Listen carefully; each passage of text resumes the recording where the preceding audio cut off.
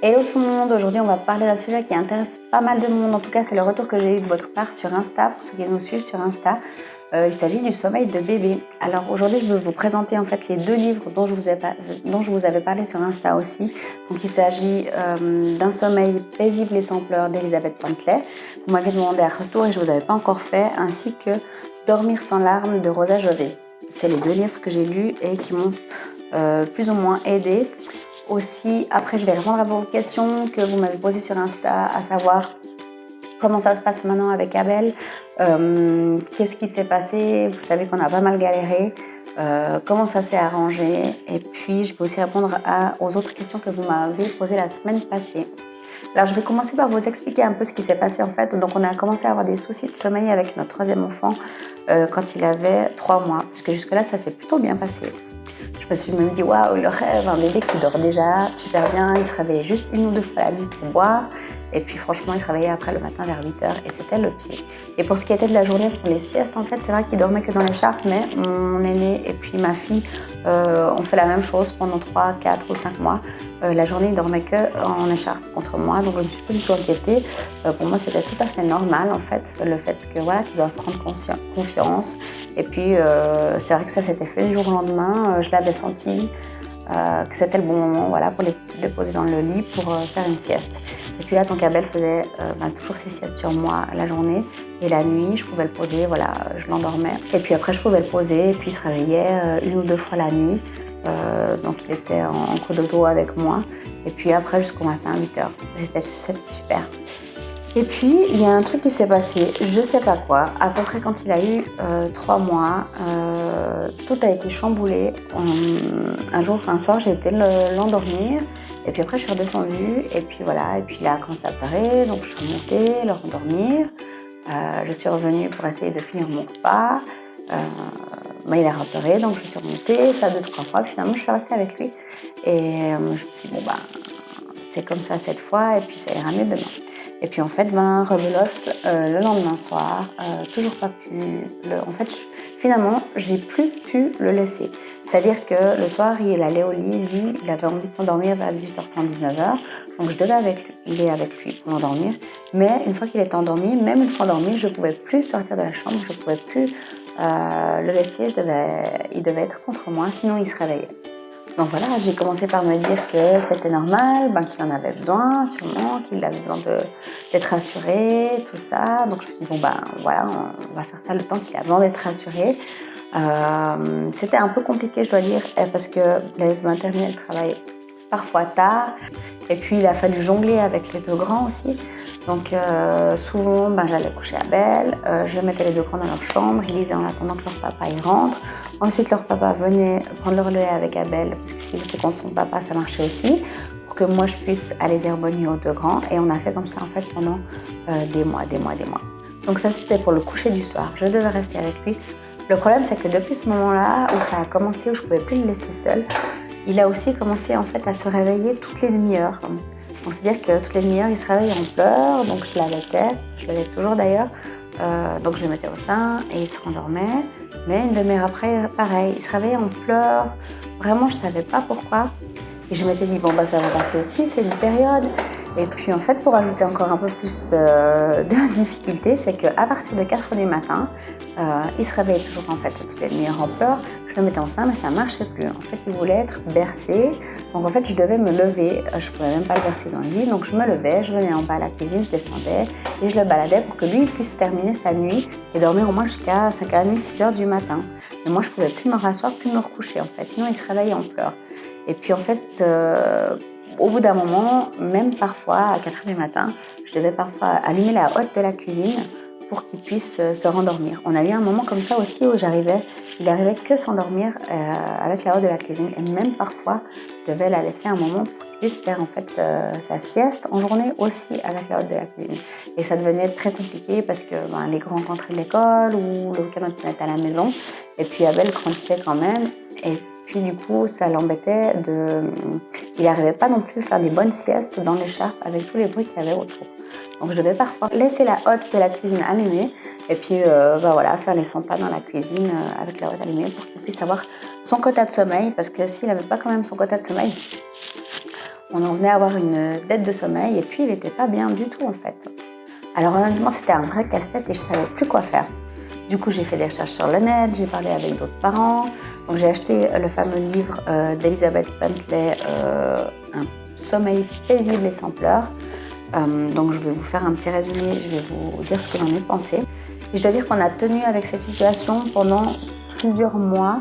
Et puis, même que le moral allait plutôt bien, je dormais très très peu. Donc vous imaginez les réveils toutes les demi-heures et puis lever à partir de 4 h du matin tous les jours et puis plus les siestes en écharpe. Ça a commencé quand même à devenir très difficile parce que j'avais beaucoup moins de temps pour les grands, parce que quand Albert faisait la sieste, je ne pouvais plus faire des activités avec eux ou leur parler, sinon ça avait Abel qui avait un manque de sommeil et qui n'était pas bien et qui repleurait à côté. Et puis aussi le soir, ça devenait compliqué. Je me suis dit, à un moment, bon, les grands gèrent bien, ils comprennent, et puis franchement, ils étaient super. Mais bon, au bout d'un moment, voilà, tous les soirs à 18h30, je devais m'occuper d'Abel, et puis j'avais plus de temps et d'attention à leur accorder. Et puis ça devenait pesant pour eux, en fait. Et puis ça commençait à les rendre tristes. Et il y a eu vraiment un grand déséquilibre familial. Et puis à un moment, je me suis dit, stop, c'est plus possible, en fait. Pour moi, les besoins prioritaires étaient ceux du bébé. Donc c'était ses besoins à lui qu'on devait combler en premier. Mais il y a un moment donné, son frère et sa sœur avaient aussi besoin de moi. Et puis je ne pouvais pas les laisser comme ça. Je voulais aussi dire qu'avant que la situation en arrive là et que je réagisse et que je me dise que c'était plus possible cette situation-là pour toute la famille et puis mon aîné et ma fille, j'avais acheté une formation sur internet d'une maman qui propose des formations. Là, c'était sur le sommeil de bébé, comment retrouver ses soirées et des nuits des nuits moins agitées. Donc je me suis lancée là-dedans, je me suis dit j'essaye, j'ai rien à perdre. En plus, il s'agissait d'une maman qui pratique la parentalité bienveillante. Seulement, ça m'a pas aidée du tout, moi personnellement, parce que dans cette formation, il était dit il faut faire comme ça. On ne laisse pas pleurer un bébé. Ça, on est bien d'accord. Mais je me rappelle, ça m'avait marqué parce qu'elle disait un bébé qui s'endort en pleurant est un bébé qui ne se sent pas en sécurité. Et donc, on ne laisse pas pleurer un bébé pour s'endormir. Seulement, moi, mon fils, il s'endormait toujours avec moi au sein, mais il s'endormait toujours en pleurant. Même contre moi, même au sein, il pleurait tous les soirs pendant une période. Donc là, je me suis dit déjà, oh, mon Dieu, mon bébé ne se sent pas en sécurité avec moi, je suis une mauvaise maman, qu'est-ce qui se passe? Ça a vraiment été une période très difficile, beaucoup de craintes, d'angoisse. Et du coup, je me suis retrouvée dans une telle, le retour de plein d'angoisse. Et puis, j'arrivais plus à m'écouter. Et puis, je savais plus savoir ce qui était bien pour mon bébé, pour mes enfants, pour ma famille. Alors après, j'ai essayé du coup les livres. Je me suis tournée vers Un sommeil sans pleurs d'Elizabeth Bentley pour commencer. Alors, en fait, Elizabeth Bentley, c'est une maman de 4 enfants. Et puis, à l'époque où elle a écrit son livre, elle dit dans le résumé, il y avait 2 moyens de régler le problème des nuits blanches. Soit de laisser pleurer le bébé jusqu'à épuisement, ce qui était évidemment pas possible et pas du tout envisageable, ou alors soit devenir victime du manque de sommeil et de tenir bon comme on peut. Donc ce que j'ai trouvé bien dans ce livre, enfin ça remonte un peu, puis maintenant je me rappelle pas de tout, mais je sais qu'elle expliquait très bien comment fonctionne le sommeil des bébés, parce qu'aujourd'hui on sait qu'il est normal qu'un bébé se réveille souvent la nuit pendant plusieurs mois, plusieurs années. Donc elle explique très bien, on comprend très bien le fonctionnement. Autant que dans l'autre, ici aussi, qui est très bien expliqué pourquoi les bébés se réveillent la nuit et qu'il est tout à fait normal qu'ils se réveillent la nuit. Donc ça, c'est super déjà pour comprendre. Elle explique très bien toutes les phases du sommeil de bébé, les phases de sommeil léger, les phases d'endormissement, les phases de sommeil, les phases de réveil. Bref, ça c'est très important. C'est en général ce qui pose le problème pour les bébés qui se réveillent très souvent. Alors là, on parle là des bébés qui sont âgés de au moins plus de 3 mois parce qu'ils avaient évidemment normal que les tout petits bébés, c'est normal qu'ils se réveillent la nuit. Les autres, les plus grands aussi d'ailleurs, c'est normal que les bébés se réveillent. Mais c'est vrai que souvent, les bébés qui se réveillent souvent la nuit, c'est dû aussi aux phases de réveil. Bref, qu'on a nous aussi quand on est adulte, je veux dire, on se réveille des fois, on s'en souvient pas en fait. Et puis, dans certains bébés, on peut se retrouver dans la même situation dans laquelle ils se sont endormis quand ils ont ces phases de réveil. Bref, s'il n'arrive pas à se rendormir tout seul. Voilà, un bébé qui a été allaité, il voudra retrouver la même situation pour se rendormir. Un bébé voilà, qui en a chanté une chanson, il voudra retrouver sa chanson pour se rendormir, etc. Donc le bébé aura besoin de notre aide pour retrouver son sommeil. Donc c'est pour ça qu'on peut avoir une dizaine de réveils pendant la nuit. Donc peu importe ce qu'on utilise pour endormir un bébé, que ce soit au sein, au bras, au biberon, il va avoir besoin de retrouver ce rituel-là pendant la nuit pour pouvoir retrouver son sommeil. Donc là, elle va déjà vous donner plein d'astuces pour préparer votre bébé tout au long de la journée, pour le préparer à bien dormir la nuit. Bien évidemment, elle va parler du rituel et de tout plein de choses comme ça. Il y a aussi des fiches pour analyser votre situation actuelle en fait. Qu'est-ce que vous faites une heure avant le coucher, dans la journée, comment est l'ambiance dans la maison, les bruits. Combien de fois votre bébé se réveille la nuit, comment vous l'endormez, etc. Déjà, il y a une phase où vous allez analyser votre situation actuelle et après elle va proposer des solutions pour améliorer votre situation actuelle. Alors, c'est vrai que tout est proposé dans le respect du bébé, c'est-à-dire qu'elle propose des choses, des actions que le bébé ne pleure pas, donc elle propose d'y aller en douceur. Par exemple, je ne sais pas, pour les mamans qui allaitent leur bébé et qui l'endorment au sein, elle va proposer de retirer le sein du bébé avant qu'il se soit endormi. Mais s'il pleure, pour le redemander, il faut lui redonner, etc. jusqu'à ce qu'il accepte de s'endormir sans le sein en fait. Donc c'est tous des conseils comme ça, en douceur et sans laisser pleurer un bébé. Après, je connais des gens pour qui ça a fonctionné. Ça n'a pas marché chez moi, malheureusement. J'ai aussi des retours quand j'en ai parlé sur Insta. Il y a des gens qui m'ont dit mais en fait, ceux qui veulent une éducation bienveillante ne font même pas ça parce qu'ils appellent ça en fait de la manipulation. Donc je ne vais pas m'étendre sur le sujet, mais c'est vrai que c'est très personnel. Donc je sais qu'il y a des personnes qui pensent que cette méthode est une manipulation pour le bébé et qu'on ne devrait pas intervenir dans le sommeil d'un enfant en fait. Alors, donc voilà, si vous voulez écouter la suite, vous saurez que d'une manière ou d'une autre, nous, on a quand même intervenu puisque la situation ne pouvait plus continuer comme ça. Ensuite, je me suis tournée vers ce livre-là qui franchement est un très beau livre que je conseillerais à tous les parents pour avoir les connaissances nécessaires sur le sommeil des bébés. Là aussi, elle explique très bien comment ça fonctionne, c'est très intéressant. Et puis, franchement, ça soulage de savoir que c'est normal qu'un bébé se réveille. Elle explique aussi qu'évidemment que maintenant, on sait que laisser pleurer un bébé, ça présente un danger pour lui. Elle explique aussi très bien que maintenant, on sait que laisser pleurer un bébé, c'est un danger pour son cerveau, que ça sécrète de l'adrénaline et d'autres substances en réponse à ce stress. Donc c'est un très bon ouvrage qui est rassurant, qui ne propose pas évidemment non plus de méthode de miracle, mais de toute façon, il n'y en a pas. Elle met quand même à la fin quelques pratiques ou astuces pour essayer de mettre en place des choses. Mais c'est vrai que, voilà, s'il y a un conseil que je peux donner, c'est qu'il faut...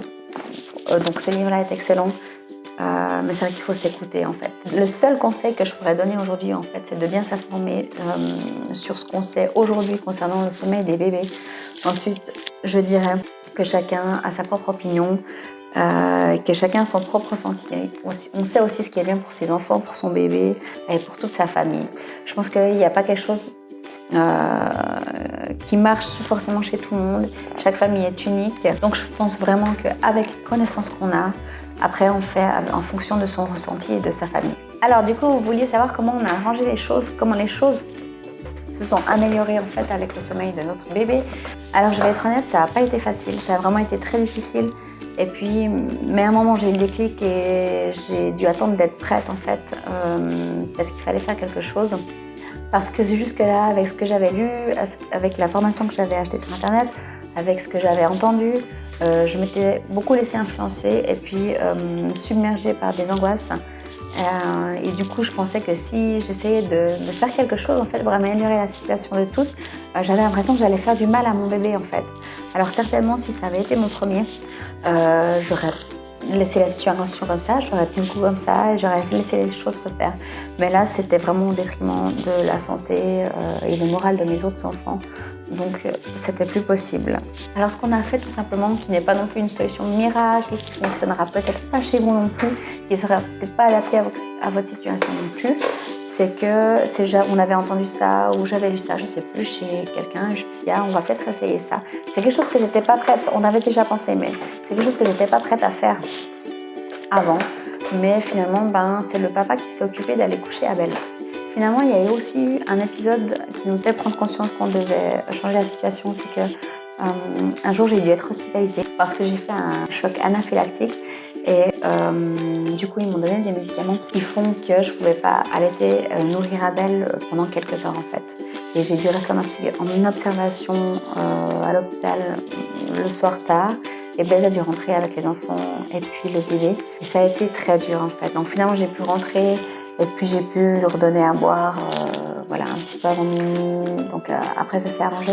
Mais on s'est dit que voilà, il avait aussi besoin de pouvoir s'endormir avec son papa s'il devait arriver quelque chose ou que je ne sois pas là. Donc ce qui s'est passé, c'est que c'est son papa qui s'est occupé du coucher en fait. Un soir, il a été se coucher avec lui, voilà, il lui a fait des caresses, il lui a chanté des chansons, il s'est couché avec lui et puis il s'est finalement endormi comme ça. Et ce qu'on a fait, c'est que quand il s'est réveillé pendant la nuit, moi je lui donnais à boire, voilà, s'il avait faim ou soif. Et ensuite, c'était son papa qui s'occupait de le rendormir. Et on a fait ça quelques nuits et ça a fonctionné en fait. Il y a eu moins de réveils, donc il arrivait à se rendormir tout seul pendant les réveils. Bref, ce que j'ai fait aussi, c'est que voilà, je lui donnais à boire pendant la nuit s'il avait besoin de boire. Mais sinon, c'est vrai, voilà, après je l'ai endormi voilà, en le berçant ou en le caressant. Et puis juste ça, après ça suffisait. Et il a commencé, voilà, la première nuit, au lieu de serrer 10 ou 12 fois, il s'est réveillé 7 fois. Et puis ça a été graduellement comme ça, jusqu'au jour où il s'est beaucoup moins réveillé. Et puis maintenant, en fait, la nuit, il se réveille 2 fois. Les très bonnes nuits, il se réveille 1 fois. Donc voilà, je l'allaite. Et puis après, en fait, c'est soit lui qui lâche le sein tout seul, ou soit quand je sens qu'il commence à se rendormir. Ce qui s'est passé aussi, c'est que ceux qui sont sur Insta savent qu'on pratiquait le cododo. Mais on ne pratique plus le cododo. Là aussi, ça a été très difficile pour moi. Parce que ça me tenait vraiment à cœur, parce que pour moi, c'était la meilleure chose à faire pour mon enfant, de pratiquer le cododo. C'était la meilleure chose pour mon bébé. J'avais envie, voilà, que de lui-même, il aille un jour dans son lit, dans sa chambre. Mais voilà, pendant cette phase où c'est son papa qui s'occupait des couchers, c'est vrai qu'une fois, il l'a endormi dans sa chambre et puis du coup, il a mieux dormi. Sans notre présence, il dormait beaucoup mieux. Alors là, pour ce côté-là, pour être honnête, c'était à contre-cœur de ma part de stopper le cododo. Mais force est de constater qu'il dormait beaucoup mieux. Et puis, j'avais aussi besoin de repos. Je ne pouvais plus en fait. Alors maintenant, c'est comme ça. Donc, il n'y a plus de cododo. Il dort dans sa chambre. Si un jour il a besoin de revenir, il reviendra. C'est toujours ouvert pour lui. C'est vrai que ça a été un deuil à faire pour moi. Je n'imaginais pas du tout arrêter le cododo. Voilà. Mais c'est comme ça. Donc, c'est pour dire que même avec mes propres croyances, qui étaient, voilà, que pratiquer cododo, c'était la meilleure chose que je pouvais faire pour mon enfant. En fait, même là, j'ai vu que des fois, ça se passe pas comme on le voudrait. Et puis, j'étais obligée de constater que c'était mieux, chacun dans sa chambre. Alors voilà, maintenant, Abel dort bien. Il n'y a plus du tout de dette de sommeil, il est en forme, il est toujours souriant, il ne pleure plus, il pleure plus pour aller dormir. Donc j'avais aussi une des questions, c'est comment s'endort Abel maintenant?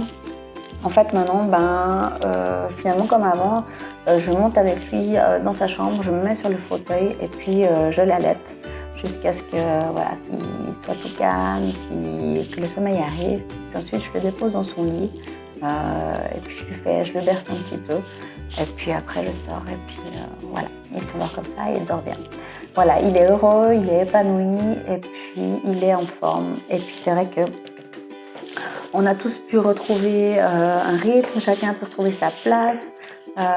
Mes aînés ont retrouvé aussi du temps avec leur maman. Tout le monde a retrouvé le sourire et puis ça fait vraiment beaucoup de bien à tout le monde. Donc après, c'est un mélange de tout ça qui a fait, qui a amélioré son sommeil, qui fait que maintenant il dort bien. Après, je pense aussi maintenant, je sais que le fait qu'il dormait avec nous, je crois aussi que chez certains bébés, ça favorise les réveils. Ils se réveillent plus facilement en présence de leur maman ou de leurs parents. Parce que c'est vrai que si on regarde, quand on était au voyage au Maroc, on dormait tous dans la même chambre. Ils se réveillent de nouveau 10 fois par nuit. Et puis c'est vrai que quand on est rentré, après on est aussi à la maison, puis là on était aussi à l'étranger, ça joue sûrement un rôle. Mais quand on est avec lui dans la même chambre, il se réveille beaucoup. Donc je ne sais pas finalement avec le recul qu'est-ce qui a perturbé tout d'un coup le sommeil de mon bébé qui dormait bien jusqu'à 3 mois. Enfin, le sommeil n'est jamais acquis, on est d'accord, ça peut toujours arriver. Mais là, j'avais vraiment l'impression qu'il y avait un truc. Je ne sais pas dire ce que c'était, mais pour être honnête avec le recul, je crois qu'il y a aussi mes angoisses qui ont joué un rôle sûrement dans les réveils de mon bébé. Donc pendant la période où il a recommencé à bien dormir et moi j'ai pu aussi dormir du coup et récupérer, ça a été encore pire parce qu'en fait j'ai été tellement épuisée parce que finalement le corps se permettait de se reposer et puis je récupérais beaucoup de sommeil. Du coup j'ai été très très fatiguée parce que tous ces mois j'ai vécu finalement sur l'adrénaline. Quand on ne dort pas comme ça très peu, l'adrénaline est là pour qu'on tienne le coup. Et du coup, là, quand j'ai pu redormir, ça a été difficile parce que mon corps était super fatigué. Donc il m'a fallu bien quelques mois. Donc pour résumer, maintenant, on est à environ 2 réveils et les excellentes nuits, un réveil nocturne où il y a une tétée. Voilà, on fait un câlin et puis moi, ça me convient très bien. C'est un rythme qui me convient. Ça nous permet de faire un petit câlin pendant la nuit et puis on verra pour la suite. Maintenant, il vient d'avoir une année, il y a 2 semaines, alors on verra comment ça va. Mais en tout cas, pour le moment comme ça, voilà, j'ai retrouvé la forme, donc c'est ce qui compte. Donc je l'ai déjà dit, mais c'est pas grave, je me répète quand même. Je pense que le plus important, c'est de s'informer sur le sommeil de bébé avec tout ce qu'on connaît aujourd'hui, et puis ensuite de suivre son instinct maternel, son intuition, en fonction de ses besoins, des besoins de son bébé, de ses propres besoins, des besoins de toute sa famille. Il y a tellement d'éléments qui rentrent en jeu. C'est trop important pour se laisser dicter ce qu'on doit faire par quelqu'un d'autre. Il y a encore une chose que j'avais envie d'ajouter, c'est que finalement on sait, quand on a la connaissance, comme ici sur les faits, sur le sommeil de bébé, on sait ce qu'on a à faire, on sait ce qui est bon pour nous, on sait ce qui est bon pour notre enfant. Et quand on ne sait pas finalement, quand on ne sait pas parce qu'on est parasité par ce qu'il y a autour, parce qu'on se sent angoissé, parce qu'on est opprimé, parce qu'on n'est pas bien. Donc la première chose à faire, c'est de se débarrasser de ces angoisses, peu importe la méthode, de trouver quelqu'un pour nous aider. Et puis de retrouver sa sérénité. Et puis de retrouver son intuition. Parce que finalement, on sent quand c'est juste, on sent quand c'est le moment de passer à l'action ou pas. On sent ce qui est juste. Voilà, personnellement, j'ai retrouvé mon calme, ma sérénité et mon intuition. Et qu'est-ce que c'est bon. Et avec le recul, je me dis mince, pourquoi je me suis laissée parasiter par tout ça? Pourquoi je me suis laissée dicter que si je faisais pas comme ça ou comme ça, j'étais une mauvaise maman. Mais bon, c'était mon chemin, je devais passer par là, bien que c'était mon 3e enfant. J'ai quand même de nouveau appris plein de choses sur lui, sur moi, sur notre relation. Et puis maintenant je sais. Voilà, en tout cas, si ça vous a plu, n'hésitez pas à me laisser un petit pouce bleu. Sinon, je vous propose de vous abonner à la chaîne pour recevoir les notifications. Et puis, n'hésitez pas à me donner vos retours, vos ressentis à ce sujet. Voilà, je vous dis à bientôt. Ciao, ciao!